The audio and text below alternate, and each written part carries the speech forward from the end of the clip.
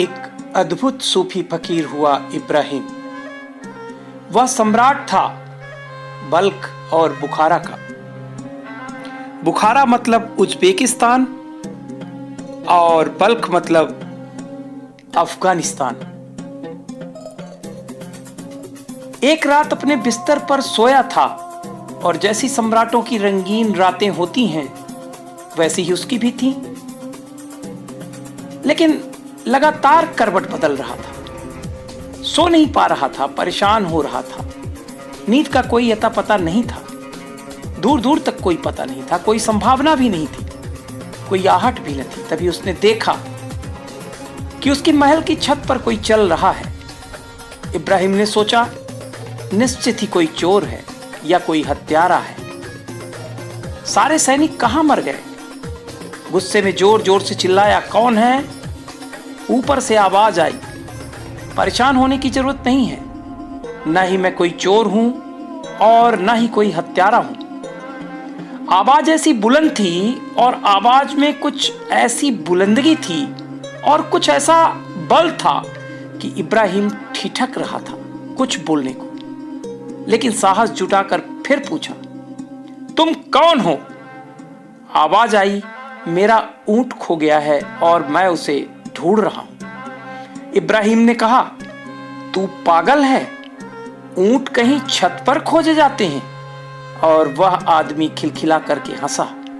उसने कहा, हाँ मैं पागल हूं और तू समझदार है।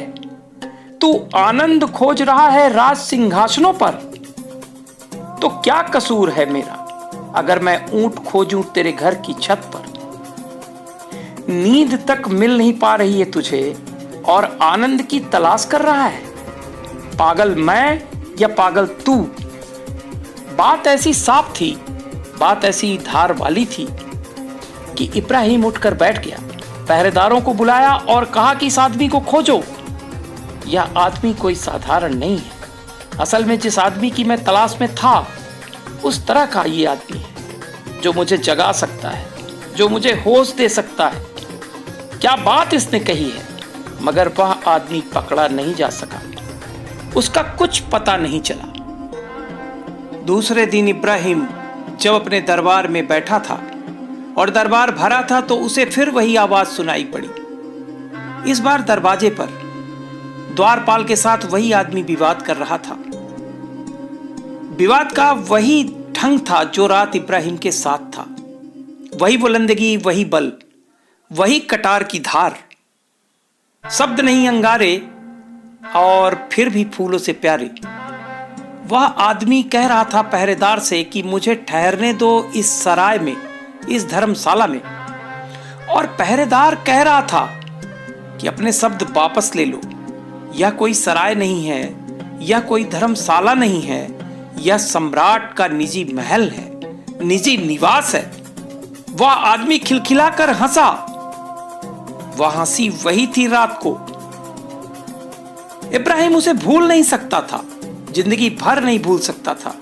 और अभी तो बात बड़ी ताजी थी, अभी तो रात को ही यह हंसी सुनी थी। और वह आदमी फिर खिलखिलाया और उसने कहा कि मैं तुझसे कहता हूं कि यह सराय है, मुझे भीतर जाने दे। मैं सराय के उस आदमी से मिलना चाहता हूं जिसको यह भ्रांति है, जिसको यह मुगालता है कि उसका यह मकान है, निवास है। यह कौन है इब्राहिम? इब्राहिम ने फौरन आदमी भेजा और पहरेदार से कहा, रोको मत, उसे भीतर आने दो। यह आदमी भीतर आया।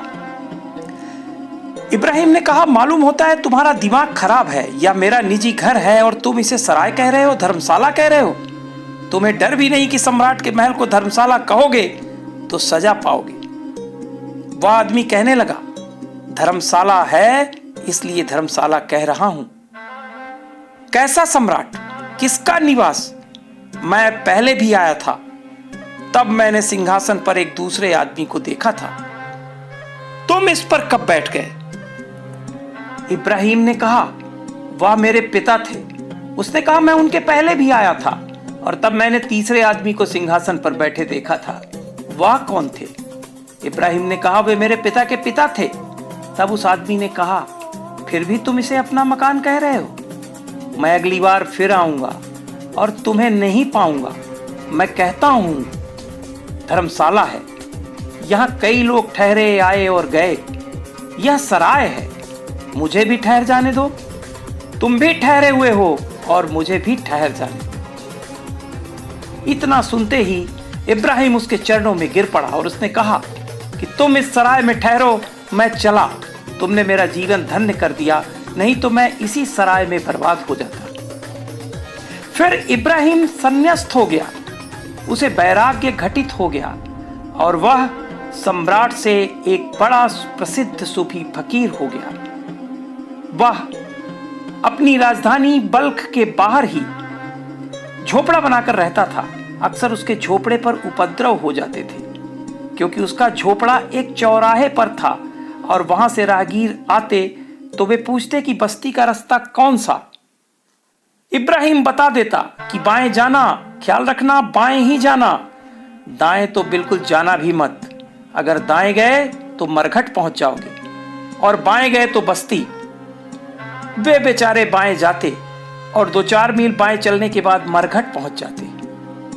वे लौटकर गुस्से में आते कि तुम आदमी पागल हो क्या?